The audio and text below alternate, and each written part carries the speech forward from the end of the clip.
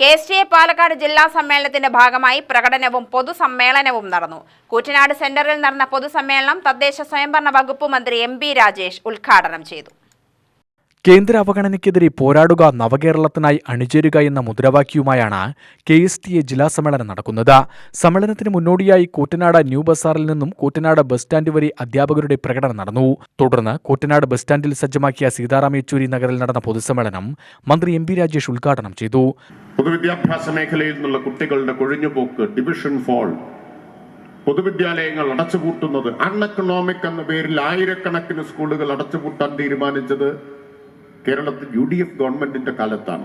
സുദീർഘമായ പോരാട്ടങ്ങളിലൂടെ, സമൂഹത്തിന്റെ ആകെ സംഭാവനകളിലൂടെ ഒക്കെ കെട്ടിപ്പടുത്ത പൊതുവിദ്യാഭ്യാസത്തെ ഒരു മനസാക്ഷിത്വമില്ലാതെ ആയിരക്കണക്കിന് പൊതുവിദ്യാലയങ്ങൾ അടച്ചുപൂട്ടി പൊളിച്ചെടുക്കാൻ UDF ഗവൺമെന്റ് തീരുമാനിച്ചപ്പോ നമ്മളെല്ലാം വലിയ ചെറുത്തുനിൽപ്പ് നടന്നു. അവിടെ നിന്നുണ്ടായ മാറ്റം, കഴിഞ്ഞൊരു 8-9 വർഷത്തിനിടയിൽ ഉണ്ടായിട്ടുള്ള മാറ്റം ഗണപരമായി മാത്രമല്ല ഗുണപരമായി, അളവിലും ഗുണത്തിലും കേരളത്തിന്റെ പൊതുവിദ്യാഭ്യാസത്തെ വിപ്ലവകരമായി നവീകരിച്ചിട്ടുള്ളതാണ്.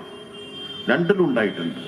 പൊതുവിദ്യാഭ്യാസ സംരക്ഷണ യജ്ഞം 1ാം പിണറായി സർക്കാർ നടപ്പിലാക്കിയപ്പോ ഏതാണ്ട് 3500 കോടി രൂപയുടെ പൊതുമുതൽ മുടക്കാണ് കേരളത്തിലെ പൊതുവിദ്യാലയങ്ങളിൽ നടത്തിയത്.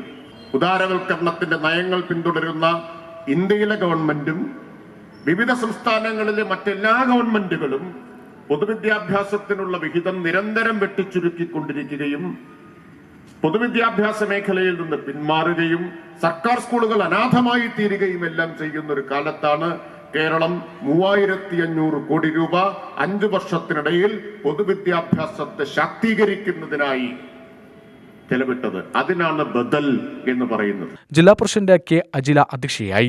സംസ്ഥാന സെക്രട്ടറിമാരായ AK ബീന, MK നൌഷാദ് അലി, സംസ്ഥാന വൈസ് പ്രസിഡന്റ് MA അരുൺകുമാർ, സംസ്ഥാന നിർവാഹക സമിതി അംഗം K. പ്രഭാകരൻ, സംസ്ഥാന സമിതി അംഗങ്ങളായ K. Prasad, L. Umamaheswari, M. Geetha എന്നിവർ സംസാരിച്ചു.